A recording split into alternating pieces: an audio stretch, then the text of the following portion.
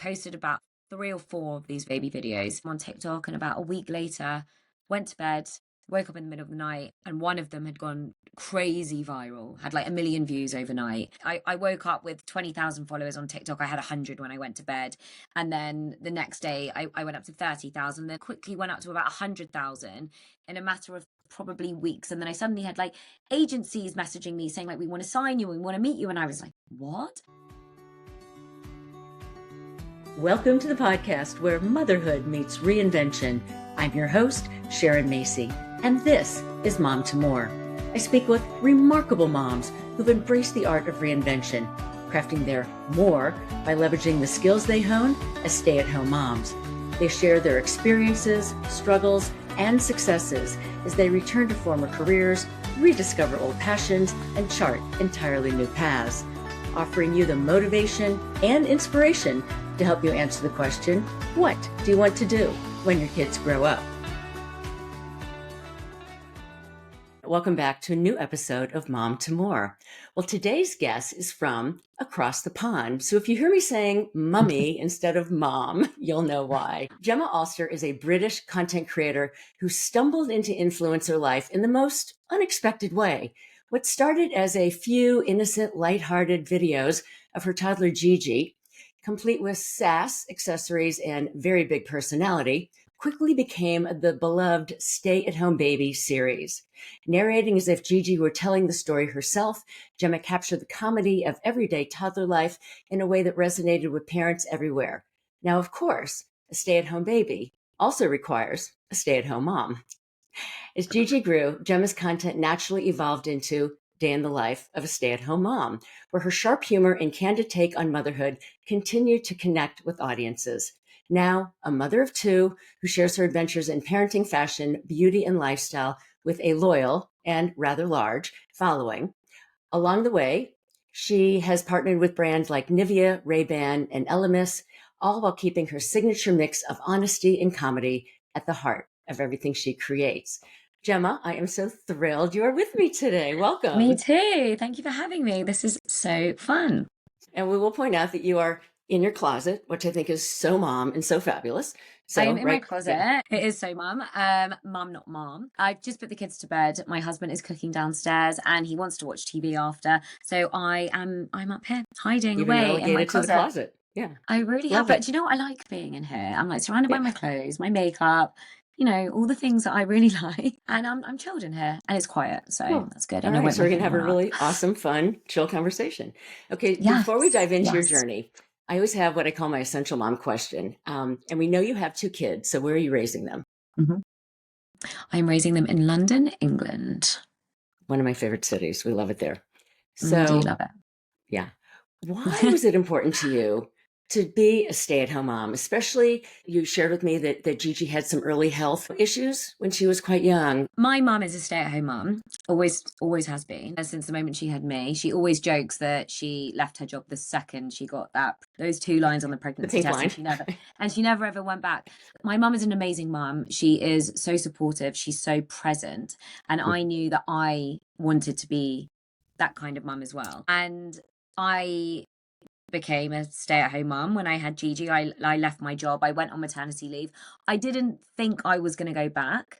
I did end up going back because I had to, obviously financial reasons.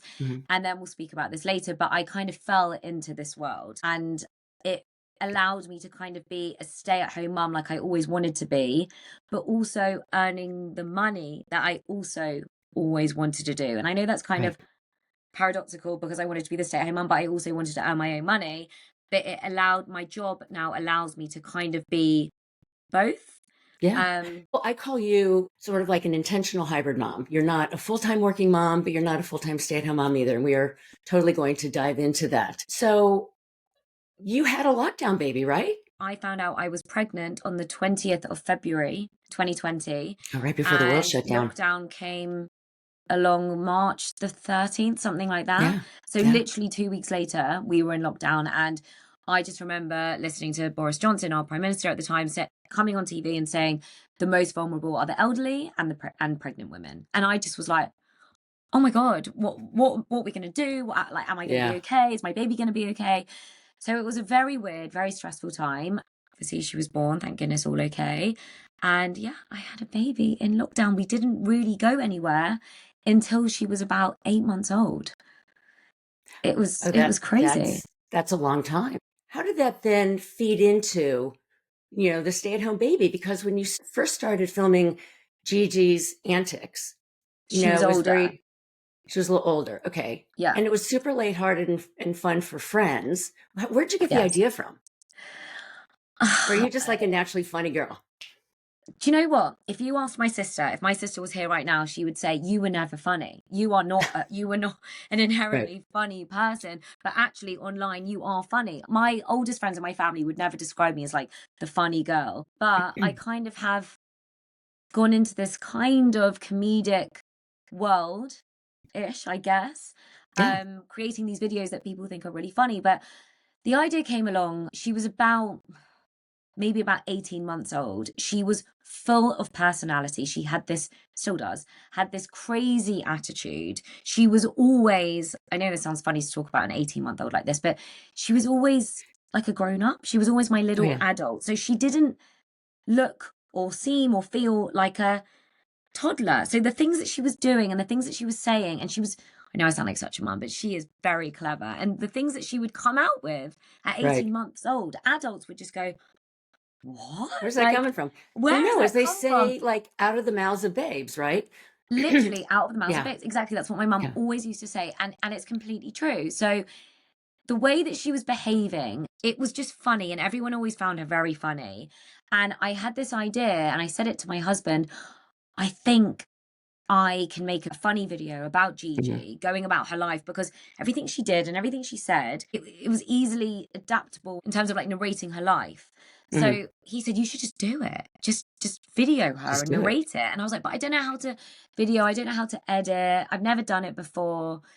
And he was like, just try, just Google it. So I Googled easiest editing app, came up with an app called VN. I downloaded it. Mhm. I played around with it. I took a few clips of her all from one day, put them Mhm. together. It took me a few hours. And then I wrote the voiceover on my laptop, like a script, whilst watching the video. And it came really easily to me. I posted on Instagram. My friends thought it was hilarious. People sent it to each other. I just kind of thought, my friends are seeing this. My followers at the time was not that many. It's probably about 7,000, 8,000 It's followers on still pretty Instagram. big, but yeah. Yeah. Yeah, still big, but it wasn't earning me any money. It wasn't my job. I had gone back to my Right. part-time job, which I didn't like, which we can get into later. Someone said, you've got to be posting these reels on TikTok, which Because she I was so just, funny. because it was funny. And I Yeah. had only ever used TikTok during lockdown, like scrolling in bed, scrolling on the couch, looking at these funny kind of like dancey videos that everyone was Right. doing. And I was like, TikTok's a dance app. Like, why would anyone want to see this? And someone said to me, you've got to just do it, just do it. And I had about 3 or 4 of these videos, stay-at-home baby videos, posted them on TikTok, and about a week later, went to bed, woke up in the middle of the night, and one of them had gone crazy viral, had like 1 million views overnight. Oh my God. So that is when you realized that this was Yeah. becoming something much bigger. What was your initial thought? And then how did that shift from just being like mom behind the camera to being really part of the story? That came a bit later. I mean, when the first stay-at-home baby video went viral, it went like crazy viral overnight. I woke up with 20,000 followers on TikTok. I had 100 when I went to bed.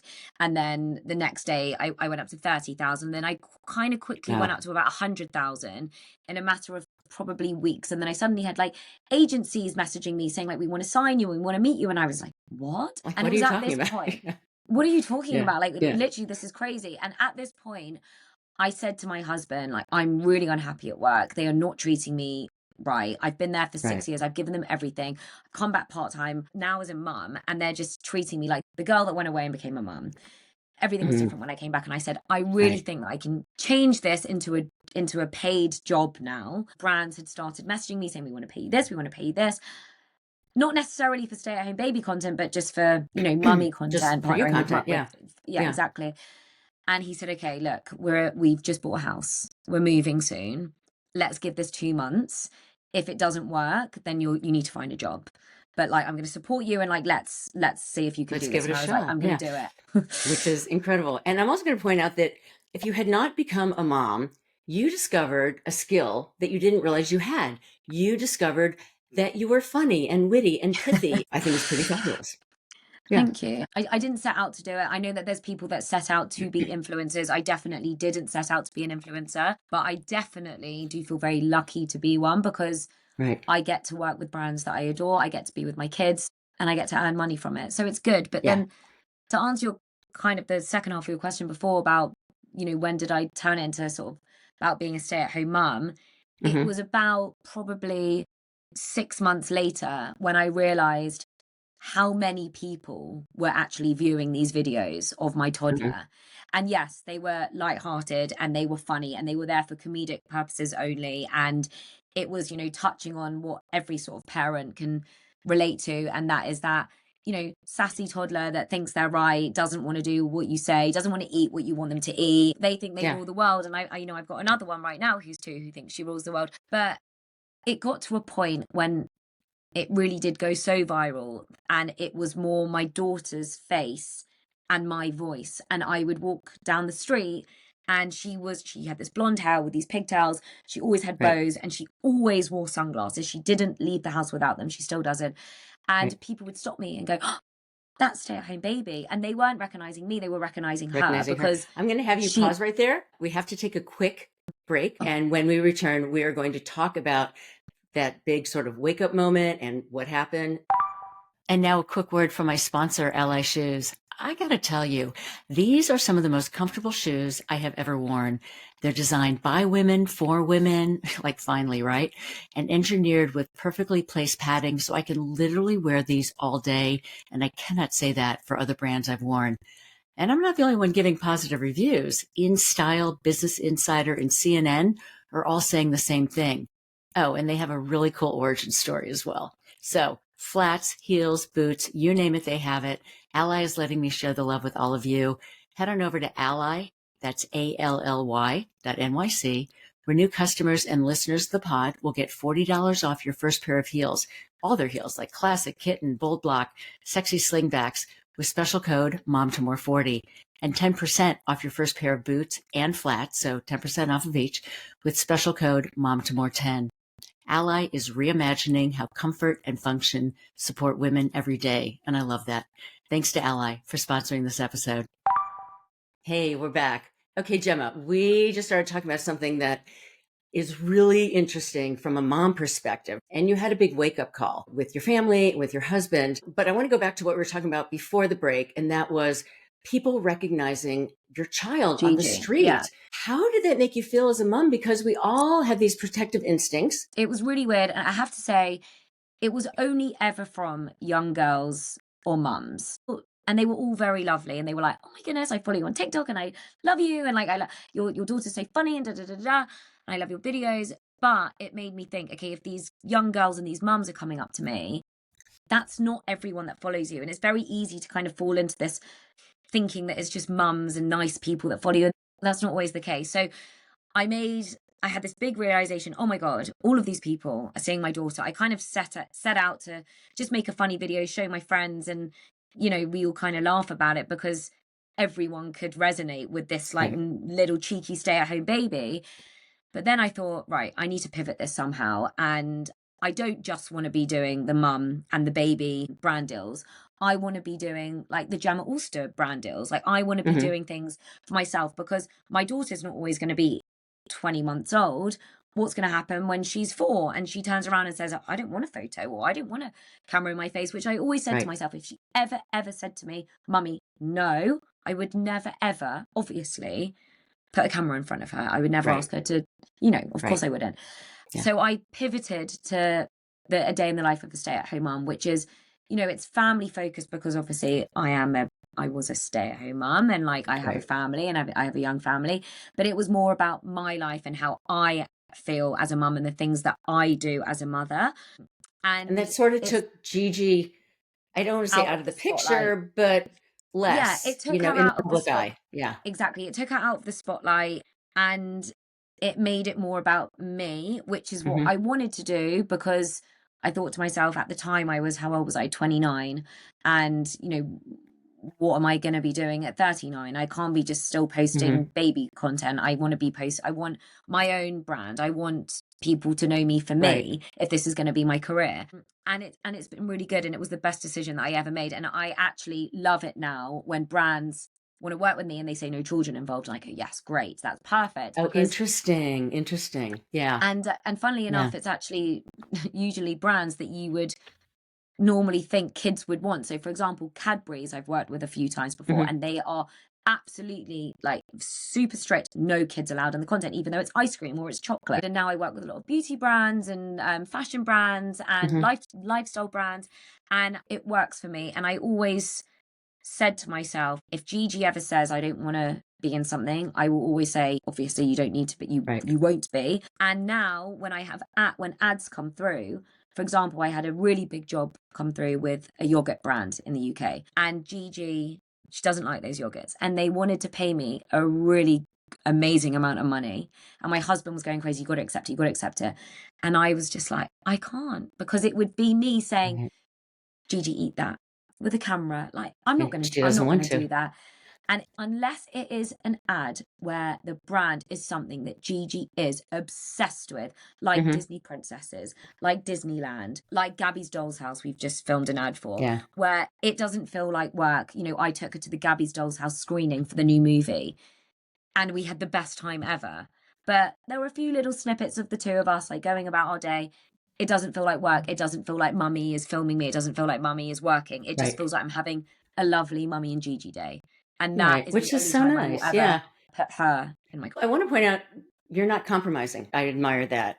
Gemma, I want to go back. You told me you had a wake-up call, so I want to chat about that. And also challenges, like you had pushback from families. Well, I think at the beginning, when this became my job, everyone was very supportive. You know, my mum is a stay-at-home mum. My dad is in a very traditional industry. He's in finance. So he was like, what do you mean that brands will pay you to promote? What is this? Like, you know, like, I thought brands do their marketing on billboards or on TV, but you know, it's completely different. But he was all for it, because he was like, wow, this sounds incredible. Like, you've just got to go with it. So everyone has always been very supportive, particularly my husband. He is so supportive of me. He really is. Like, I know this sounds cringe, but he really is my biggest, what's the male version of cheerleader? He's a proper cheerleader. Like, he really is like my biggest cheerleader. But recently, I would say probably in the last 9 months, this has really become a full-time job.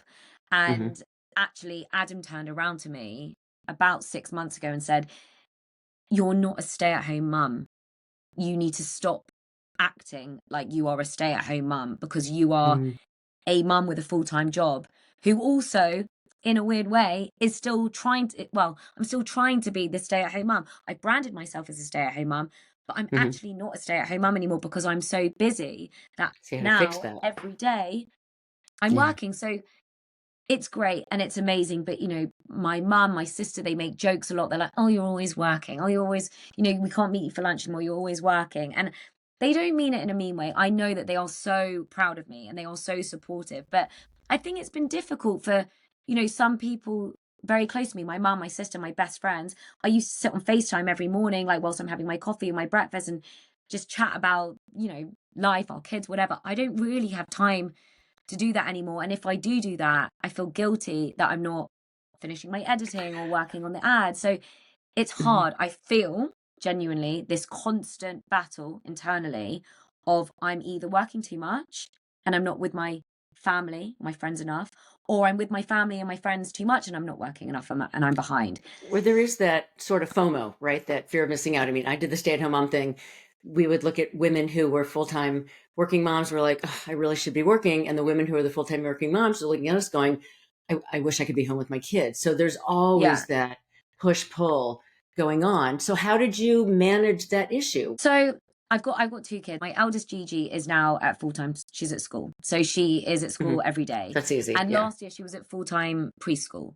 So she did go every day, but I could pick her up at lunchtime. I wouldn't send her in some days. We would go out for like mummy and Gigi days, and it was amazing. But now she's at school and Romy is at the nursery of the school, which I think in America you call it daycare, I think. And Romy goes 3 days a week. And my agent said to me, this is your full-time job. Like, your kids, You're like, well, wait, I'm still a mom. Yeah. you know, your kids Yeah. can, your eldest is at school and your youngest could be at nursery every day. The nursery have said that they would have her every day. And I said, I'm not prepared to do that.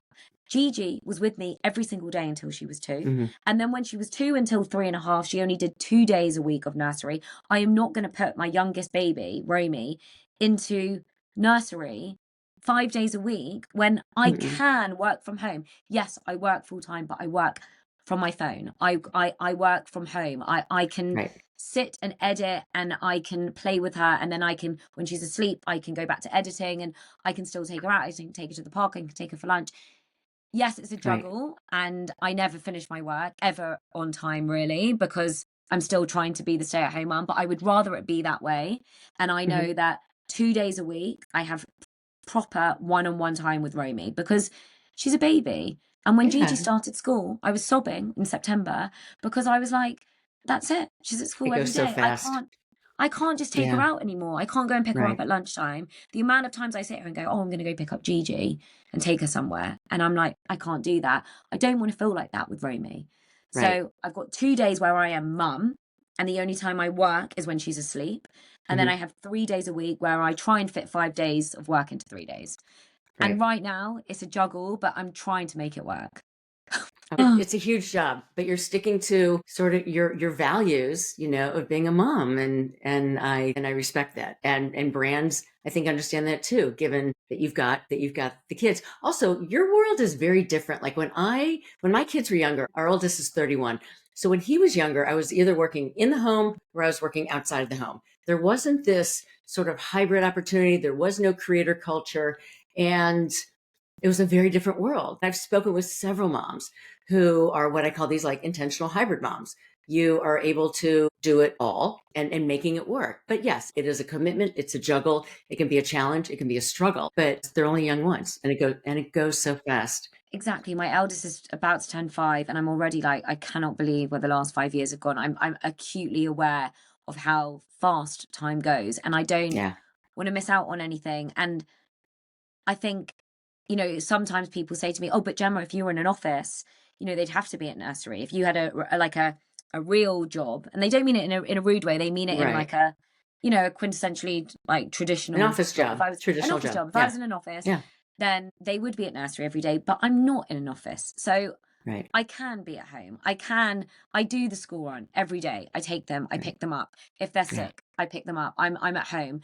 If they're sick, you know, Adam, my husband, wouldn't just take the day off work. That's going to be me, because I want it to be that way. And that's what moms do. Yeah. And that's what mums do. Exactly. It's like built in us, you know, it's not necessarily built in him to, you know, drop everything and like come that's home. Our DNA. We're like, stop the world. I'm working with, I'm helping my kid. Yeah. Exactly. I don't want your listeners to think that I'm saying, you know, oh, I've got it down to a T, and like, you know, I'm really good at juggling, like being a mum and working, because I absolutely feel like I am always juggling a messy two and never quite doing anything right. But I wouldn't change this profession for the world, because I really do love it, and I do feel very lucky to be in it. Right. And life is messy. I mean, everyone knows that. Yeah. We've all lived it, and it's a new mess, right? It's a 21st century kind of mess. And we deal with it. So this really leads me into my next question, which is, talk to me about your support system, right? I know, you know, you've got family nearby.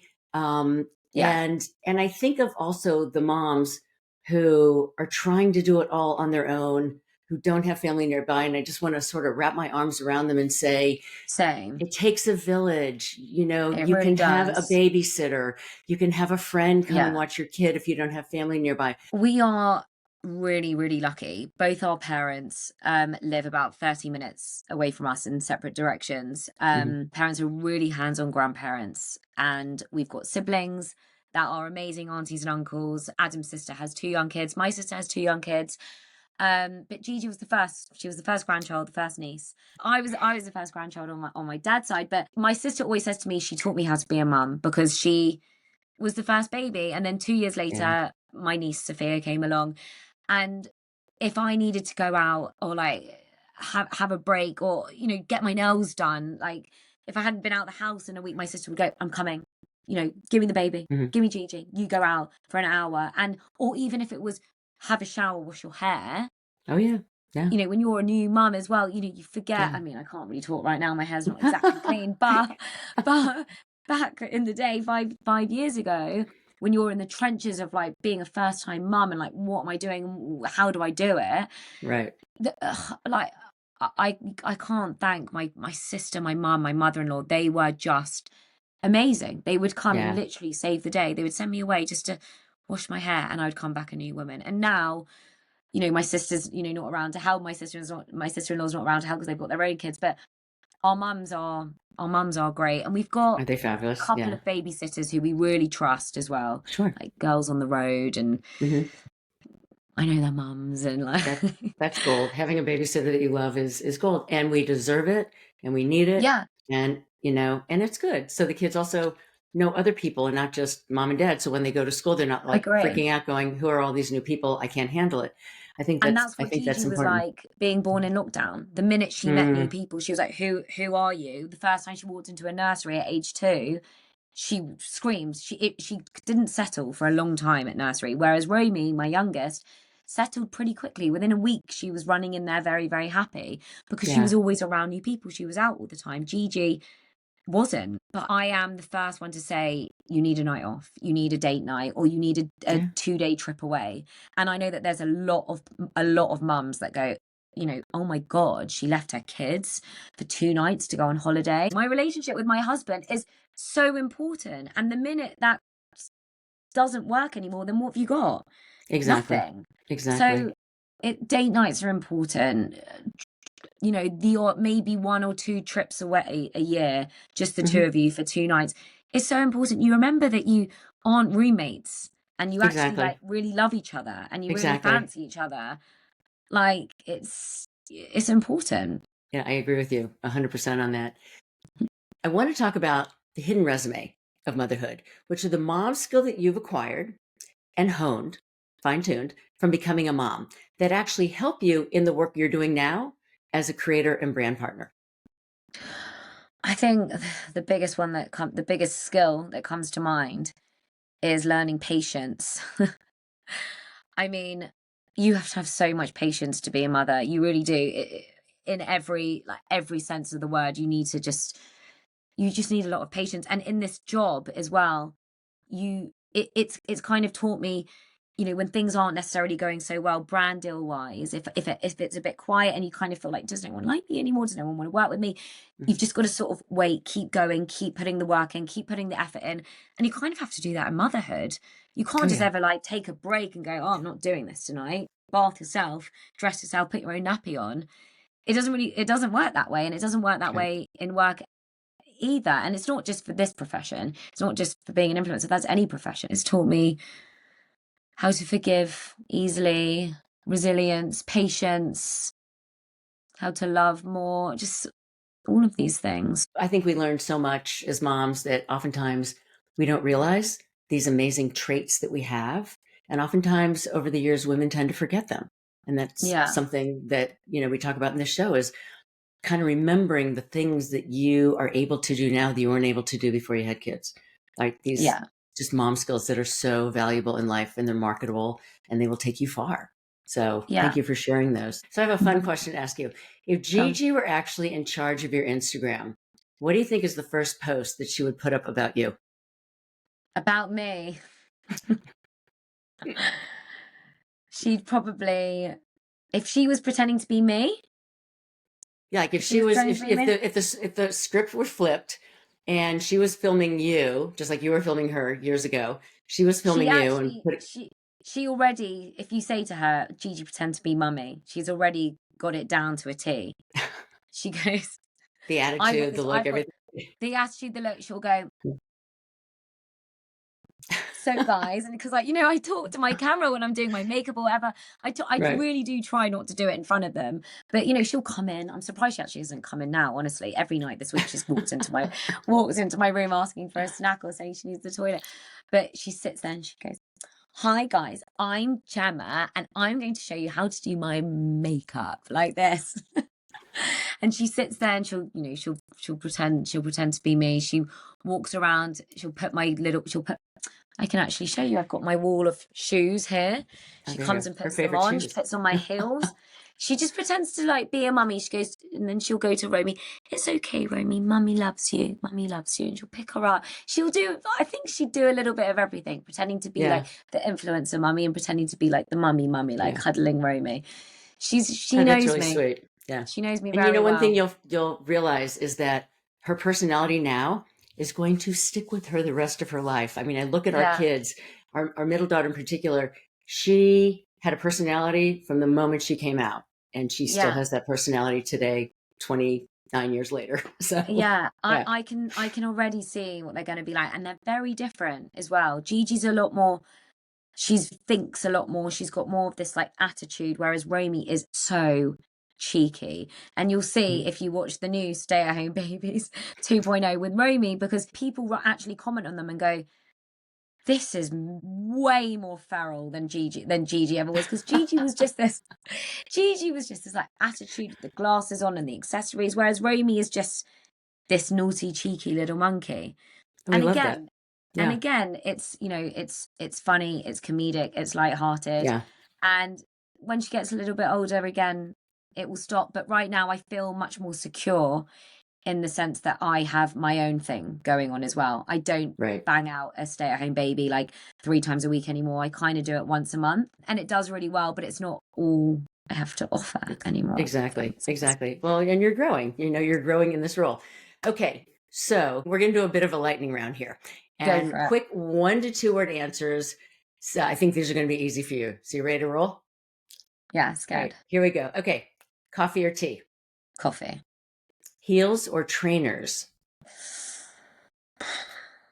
Oh, it depends on my personality that day. If I'm in the mood for drinking tequila, if I'm in the mood for drinking heels, oh my God, that slipped out. Or if I'm going to the gym, trainers. I have to choose both, sorry. Gotcha. Okay, London or the countryside? London. Mm-hmm.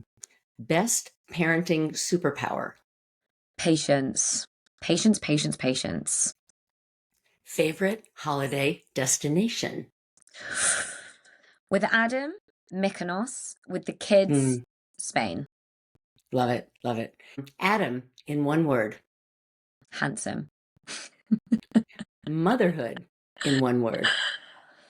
Hard. That's true. Yeah. Those are great. Thank you so much. You did a great job. I loved all the answers. So Gemma, unfortunately our time is coming to a close. You're so fun. I feel like we could chat all day. Oh, I feel like we could chat all day. It's been so nice. I hope it's been okay. So nice. So I have a question that I ask all of the amazing moms that I have the privilege of interviewing. And that is, since this is the Mom to More podcast, Gemma Alster, what is your more? My dream more is to have my own Gemma Alster brand, my stay-at-home brand. I want something of my own. I've got a few ideas. I'm a bit nervous to talk about them, but there's a few things in the mix. But I really want something that is mine, where if and when I decide I don't want to be doing brand deals anymore, if I had another baby and I don't really necessarily have the time to be like posting myself on Instagram and TikTok every day, I want something that's mine, that I can love and cherish and hopefully make it grow whilst I raise my family at the same time. I love that. I look forward to keeping up with you and figuring out how that might take shape at some point in the future. Watch this space. Okay, so which leads into, where can my listeners find you online? And folks, everything is going to be in the show notes. You can find me on Instagram. My @handle is at Gemma Alster, and on TikTok I'm the same, at Gemma Alster. I am actually on YouTube, but I don't put enough effort. I don't put enough time, love, or effort into it. But that is on my to-do list. Okay, that is on my to-do list. But again, Gemma Alster. Gemma, well, first of all, the first time we were supposed to interview, you had COVID. So yeah, but I did. Glad you're feeling better. So well. We're actually able to do this. Sorry. Thank you for your time, for your honesty, for really talking about the challenges and the good and the bad, because that's motherhood and that's life. So thank you for that. Yeah. Thank you for having me. Honestly, it was so nice to talk to you. What a fun Monday night. I'd like to read another 5-star review. This one is from Chelsea B, who writes, I've listened to many episodes of this podcast, really like it, and I've told all my friends to listen in. Well, Chelsea, thank you so much for the kind words. And if y'all keep writing those 5-star reviews, I'll keep reading them. Hey, this wraps another episode of Mom to More. If this conversation sparked something in you, hit follow or subscribe and leave a quick 5-star review to help more moms discover the show that's shaping culture. And remember, you already possess the skills and experience you need to start on this journey because reinvention doesn't have an age limit.